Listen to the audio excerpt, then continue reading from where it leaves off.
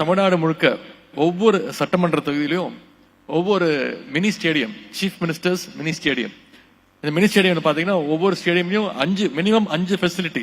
அதுல எல்லா ஸ்டேடியம்லயும் ஜிம் ஃபெசிலிட்டியோட கிட்டத்தட்ட இன்னைக்கு ஒரு 70-75 ஸ்டேடியம்ஸ் இன்னைக்கு அதற்கான வேலைகள் நடந்துட்டு இருக்கு. இன்னைக்கு நம்முடைய அரசு விளையாட்டுத்துறையில செய்கின்ற பல்வேறு பணிகளுக்காக செஞ்சு வருகின்ற சாதனைகளால இன்னைக்கு இந்தியா முழுக்க இருக்கக்கூடிய பல்வேறு இடங்கள்ல இருந்து நம்முடைய அரசுக்கு, நம்முடைய மாநிலத்திற்கு பாராட்டுகள் தொடர்ந்து வந்துட்டு இருக்கு.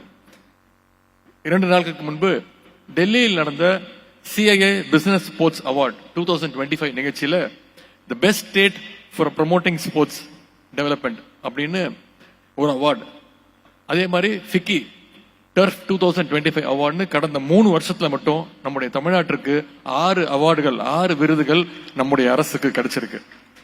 இதுக்கெல்லாம் கவர்மெண்ட் மட்டுமே, அரசு மட்டுமே காரணம் கிடையாது.